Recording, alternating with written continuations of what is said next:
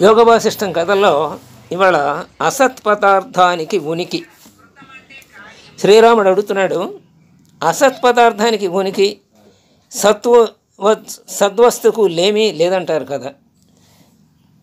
మరి కేవలం శంబరాసురుని మాయచే సృష్టించబడిన దామాదులకు సత్యమైన ఉనికి ఎలా వచ్చింది అని అడిగారు. మంచి ప్రశ్నే వేశారు.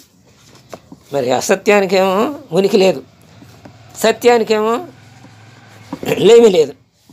అయితే మరి వీళ్ళకి ఉనికి ఎలా వచ్చింది అంటే, మరి ఇంత పని చేశారు కదా, దేవతలను ఓడించారు కదా, వీళ్ళకి ఇంత ఇది ఎట్లా వచ్చింది, సత్యమైన ఉనికి ఎలా వచ్చింది అని అడిగారు.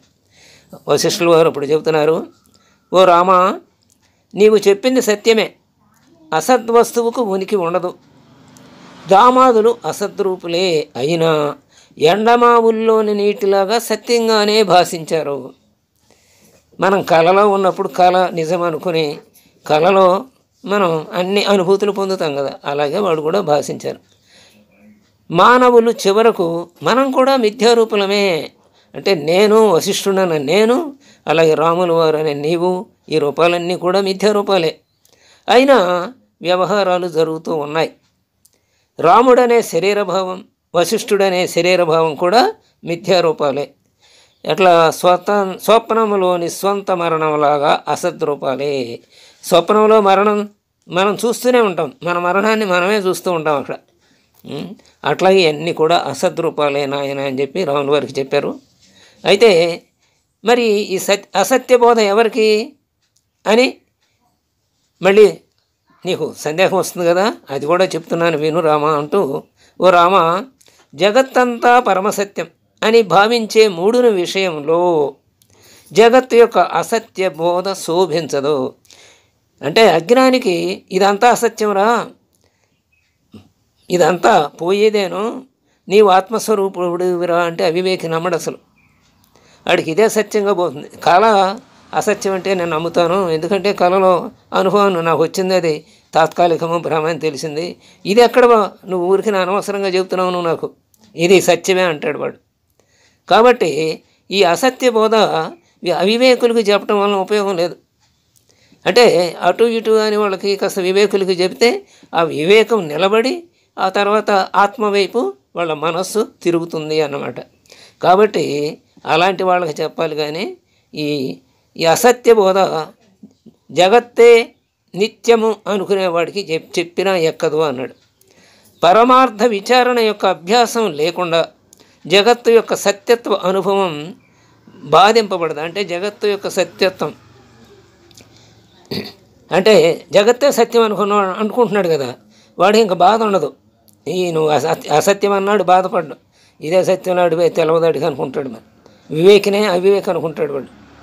కాబట్టి పరమార్థ విచారణ యొక్క అభ్యాసం ఉండాలి. అప్పుడు జగత్తు యొక్క అసత్యాన్ని గురించి చెబితే వాడికి ఎక్కుతుంది. లేకపోతే జగత్తే సత్యం అనుకుంటాడు అవివేకి, మన వివేకి యొక్క బోధన ఎక్కదనమాట, పరమార్థ చింతన లేనివాడికి. కాబట్టి జగత్తు సత్యం అనే విషయం దృఢపడితే దాన్ని నాశనం చేయటానికి వేరే మార్గమే లేదు, తత్వ విచారం ఒకటే మార్గం. శవం లేచి నడవలేనట్లుగానే ఎంత ఎత్తిరించి బోధించినా అజ్ఞాని సత్యమైన సాక్షి స్వరూపంలో నిలకడ లేనివాడై ద్వైత ప్రపంచాన్ని నిషేధించలేడు. ఈ ద్వైత ప్రపంచమే ముఖ్యమైనది అనుకుంటాడు. శవం ఎట్టా లేచి నడవలేదో వీడికి కూడా బాధ, ఆ బోధ ఎక్కదన్నమాట. ఈ జగత్తంతా పరబ్రహ్మం కంటే వేరు కాదనే బోధ కూడా అజ్ఞానుల కొరకు తగింది కాదు అలా చెప్పడానికి. అందుకనే బ్రహ్మ విద్య రహస్యమైంది అని కూడా చెబుతుంటారు కదా. బ్రహ్మ విద్య రహస్యమైందంటే అట్లా దాచేసుకున్నారు బ్రాహ్మలు, కాబట్టి ఇదంతా బయటికి తీసుకురావాలి, ఇదంతా వాళ్ళ సొత్తేనా అంటూ మళ్ళీ తర్వాత ఒక పెద్ద ఈ విప్లవం కూడా లేవదీశారు నిరీశ్వరవాదులు. వాళ్ళకి నిరీశ్వరం అసలు ఈశ్వరుని నమ్మని వాళ్ళు కూడా అట్లాగే లేవదీశారనమాట. అంటే ఈ సంస్కృతి మీద బుర్ర చల్లటమే కదా వాళ్ళకి జయం. కాబట్టి బ్రహ్మ విద్య రహస్యమైందని ఎందుకన్నారంటే, ఎవరైతే ఇష్టపడతారో వాళ్ళకి చెప్పాలి అని. ఇక్కడ రహస్యం అంటే అది, అంతకంటే ఏం లేదు.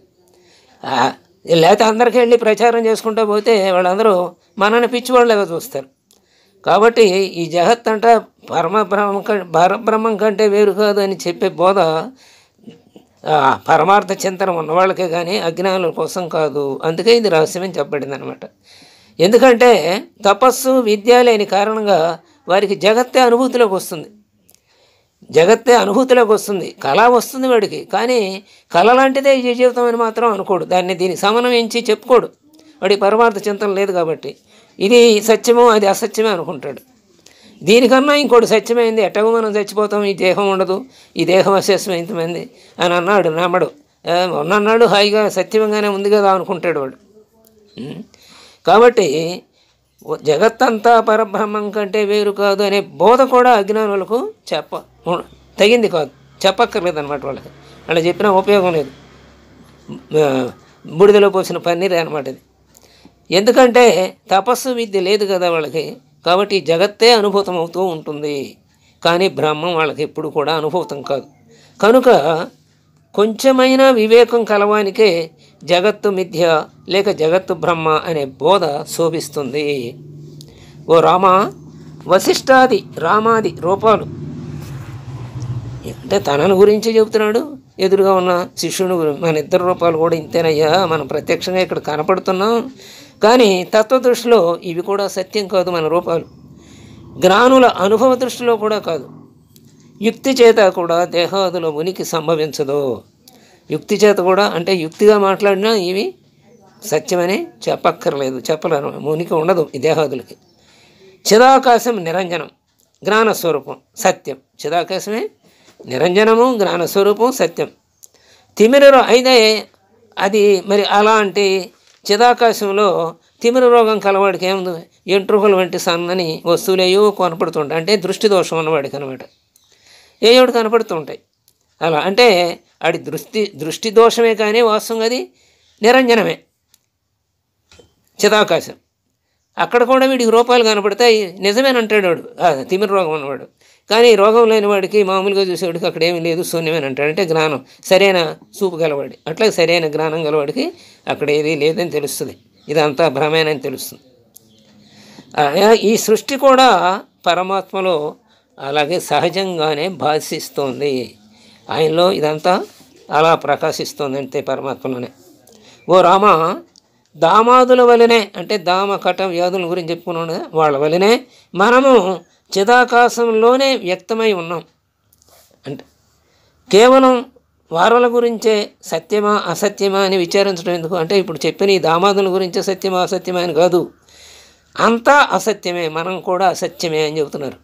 నిరాకారం సర్వవ్యాపి అయిన చిదాకాశంలో చైతన్యం ఏ రూపంలో ఉదయిస్తుందో ఆ రూపంలోనే చక్కగా ప్రకాశిస్తుంది. అంటే చైతన్యం ఏ రూపంలో ఉదయిస్తుందంటే భావన, ఏ భావన కలుగుతుందో ఆ రూపం మనకి స్ఫురిస్తుంది కదా, అది అన్నమాట. అలాగే దామాదుల రూపంలో స్ఫురించిన చైతన్యం ఆ రూపంలోనే అనుభవం పొందుతూ అలా నశించింది అనమాట. తరువాత ఆ చైతన్యం ప్రస్తుతం మన రూపంలో స్ఫురించి మన రూపంలో అనుభవిస్తుంది. అలాగే అక్కడ ఆ చైతన్యమే ఆ దామాదుల రూపంలో స్ఫురించి ఎలా అనుభవించిందో అలాగే మన రూపంలో స్ఫురించి మన రూపంలోనే అనుభవం పొందుతోంది. కాబట్టి ఇదంతా కూడా అసత్య పదార్థానికి ఉనికి లేదు అని చెప్తూ తర్వాత మోక్షంగా ఎలా అంటే అసత్య పదార్థాన్ని గురించి మనం ఆలోచించకుండా మనం పరమార్థ చింతనలో ఉన్నాం కాబట్టి మనం మోక్షం కోసం ప్రయత్నం చేయాలి అని చెప్పి వశిష్ఠుల వారు చెప్తూ ఆ ప్రయత్నం ఎలా ఉన్నారో చెప్తున్నారు. అహంకారం అనే రజోగుణ మాలిన్యాన్ని ఆశ్రయించిన చిదాకాశం తన సహజ చైతన్యాన్ని కోల్పోకుండానే అహంకార ప్రాణ ఇంద్రియాలను అనుభవిస్తోంది. అంటే మనలో చైతన్యం, అసలు చైతన్యం అలాగే ఉంటుంది, కానీ దాని నుంచి వచ్చిన భావన, ఈ దేహం నేననే భావన, ఆ చైతన్యం లేకపోతే అసలు ఈ భావన కూడా ఉండదు కదా, ఆ చైతన్యం అలాగే ఉంది. ఆ చైతన్యం నుంచి వచ్చిన ఈ ప్రకాశం, అహంకారం, ప్రాణం, ఇంద్రియాలు ఈ అనుభవాన్ని కూడా పొందుతూనే ఉంది. ఆ సహజ చైతన్యాన్ని కోల్పోకుండానే పొందుతూ ఉందన్నమాట అన్నిటిని. కాబట్టి భ్రాంతి రూపమైన తన వాసన చేతనే తానే చిద్రూపం కంటే భేదంగా ఉన్నట్లు. అంటే భ్రాంతి కలిగితే అంతే, మరి మనం కూడా ఒక్కోసారి ఇంత విచారణ చేస్తున్నా భ్రాంతికి లోనవుతూ ఉంటాం. అలాగే పురాణ వైరాగ్యం, శ్మశాన వైరాగ్యం, ప్రసూతి వైరాగ్యాలు కలిగిన సమయంలో ఇవన్నీ మనకు వద్దనుకున్నా కూడా ఆ వైరాగ్యం నుంచి బయటకు వచ్చిన తర్వాత మళ్ళీ మామూలు స్థితిలోనే అన్నీ కావాలని వాళ్ళకి అనిపించినట్టుగానే మనకు కూడా అనిపిస్తూ ఉంటుంది. అందుకనే ఈ సహజ చైతన్యం కోల్పోకుండానే ఇవన్నీ మనం అనిపిస్తున్నాం భ్రాంతితోటి. ఎందుకని భ్రాంతిలో పోయిన వాసనలు ఉన్నాయి కాబట్టి. సాక్షి చైతన్యం అయిన ప్రత్యేగాత్మ వైపుకు బుద్ధి తిరిగితే, అంటే సాక్షి చైతన్యం అంటే ఇప్పుడు అందుకే అంతరాత్మ సాక్షిగా అంటాం చూసాడు. అంతరాత్మ సాక్షిగా అన్నప్పుడు అప్పుడు కూడా ఏం చేసుకుంటాడు కోర్టులో దేని మీద మనమే అంటూ అడిగితే చెప్తాడు. ఆత్మసాక్షిగా చెప్పరా అంటే చెబుతాడు ఆత్మసాక్షిగా. ఆత్మని నువ్వు పడుకో, నువ్వు నిజమే చెబుతున్నావు కానీ నువ్వు పడుకో, నేను బయట ఇక్కడ వ్యవహారంలో ఉన్నాను కాబట్టి నేను ఇట్టగే మాట్లాడాలని మనమే సర్దుకుని మనం ఈ మామూలుగానే అబద్ధాలు ఆడేస్తుంటాం. కాబట్టి మరి ఈ సాక్షి చైతన్యం అయిన ప్రత్యేగాత్మ వైపుకు మన బుద్ధి కనుక తిరిగితే, అంటే మన మనసు కనుక తిరిగితే, మనం ఇంకా లోక వ్యవహారంలోనే ఉన్నాం అనుకుని ఏం చేస్తామంటే ఆత్మసాక్షిగా అని చెబుతూ ఆత్మనే జోకొడుతూ భ్రాంతిలోనే ఉండి అబద్ధాలు ఆడుతాం అక్కడ. అలాగే ఇక్కడ అట్లా కాకుండా ఈ మనస్సును ఆత్మ వైపు తిప్పితే, అంటే సాక్షి చైతన్యం వైపు తిప్పితే అప్పుడు నిర్వాణ స్థితి వస్తుంది. నిర్వాణ స్థితి రావాలి కదా, మనందరికీ అదే మోక్షం కదా. ఆ స్థితికి మనం చేరాలనే కదా మన ప్రయత్నం. అయినా మనస్సు ఎప్పుడు ఈ వైపుకు లాగుతూనే ఉంటుంది, ఆ వైపుకు పోకుండా. దాన్ని గట్టిగా శాసించాలి. నిశ్చయమైనటువంటి వివేకమైన బుద్ధి చేత చంచలమైన మనస్సుని అదుపులో పెట్టాలి. అదే మానవుడికి గీత చేసే బోధ. జ్ఞానంతో కూడినటువంటి బుద్ధి చంచలమైన మనస్సుకు చేసే బోధే గీత అని చెప్పుకోవచ్చు అన్నమాట. కాబట్టి నిర్వాణ స్థితి ఎప్పుడు వస్తుంది? సాక్షి చైతన్యం అయిన ప్రత్యేగాత్మ వైపుకు బుద్ధి తిరిగితే. బుద్ధి, చిత్తము, మనస్సు ఇవన్నీ చెబుతుంటారు. అందుకని 4 పదాలను వాడతాం ఇక్కడ అంతరేంద్రియాల్లో. మనస్సునే ఇన్ని రకాలుగా చెప్పుకుంటాం కదా, మనస్సు, బుద్ధి, చిత్తము, అహంకారం. అంటే మనస్సు వైపు బుద్ధి తిరిగితే అని చెప్పొచ్చు, అలాగే మనసు తిరిగితే అని చెప్పొచ్చు, చిత్తం తిరిగితే అని చెప్పొచ్చు, అహంకారం తిరిగితే అని చెప్పొచ్చు. కాబట్టి ప్రత్యేగాత్మ వైపుకు తిరిగితే చాలు మనస్సు, నిర్వాణ స్థితి మనకి వస్తుంది అని బోధించారు. మిగతా విషయం ఇంకా చాలా ఉంది, రేపు చెప్పుకుందాం. స్వస్తి.